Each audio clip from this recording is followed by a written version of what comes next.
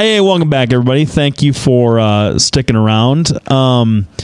So moving on to the political side of this stuff. I mean, we've kind of been just complaining that the political responses from everybody, not just the presidential candidates, although they have the biggest spotlight, have been I don't know. They talk around the issue. I think mainly it's because no one really knows what to do, or they're not willing to do the things that could actually affect some kind of change, because the consequences of those actions could be worse than the random terrorist. I mean, I know I just spent the first half hour complaining, but if I'm going to strike a more hopeful tone, every single foreign policy analyst says this is something that we have to be concerned about, but ISIS itself is not an existential threat to the United States, that our law enforcement capabilities are up to the task of policing these kinds of threats, that it's never going to be 100%. And so they're not sailing over here, flying over here to invade the country. They don't have that kind of capability. So if we're talking about what we should be really concerned about, it's this local stuff. It's people it's unarmed people being killed by police. It's people killing cops just for being cops. It's all the normal, quote unquote, animosities and tensions that arise out of a free society with a heterogeneous population. That's kind of my take on it. Well, and I would agree with that. One of the things Ted Cruz had a response to the bombing in New York. I'm so excited to hear what Ted Cruz has to say. And his response was, we really do need to try to beef up our security. We need to try to be more supportive of our national, like the FBI, TSA, and what's the other one? Homeland Security. Homeland Security. Yeah. And so he also said that's a platitude, but go on. Yeah. Well, then the next part, and this is what set off all the people over at HuffPo, is, I also think that if you have traveled to a country that is a known terror supporter, then you should, when you come back, need to be screened much more carefully and even potentially denied admittance to the U.S. and of course, he went on to explain, if you're a journalist, maybe we don't harass you as much. But the bottom line is that is exactly the law that the Germans have passed, that the EU is considering overall. Hungary has that law. France has that law. The UK is really debating that law currently.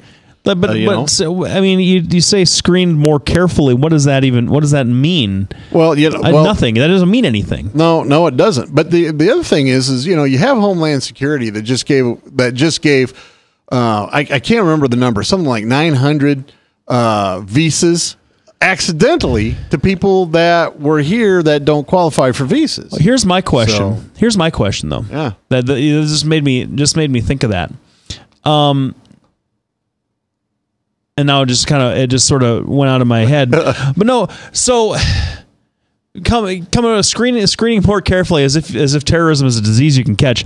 So, I mean, that's kind of but let's look at it. I mean, we have American citizens that travel a lot. I'm a guy who travels a lot. Mm-hmm. I mean, I came from a Muslim country that has been known to support terrorism at times. And I always count on getting pulled out of line and getting searched. Yeah, I just look like a big, scary guy. But I don't. And so I'm sitting here thinking, we need to have more careful screenings. Like when I came back from Istanbul, I expected to be stopped, pulled over. Hey, what were you doing? What were you doing there? How come I wasn't? How's that? I mean, so if I'm a hardened terrorist, or I've become a hardened terrorist in Istanbul, and I get pulled out of line, and I said, "What were you doing over there?" And I say, "Visiting my sister." And they say, well, I don't believe you. I think that you were becoming a hardened terrorist. And I say, no, I wasn't. Well, and then they let me go. But that's not how they do it. We have a screening system in place. And here's the other thing. Oh, this is the thought that I was going to have. So we hear all about the times that the FBI has failed, right? Yes. In these different, because those are the folks that actually break through and attack people.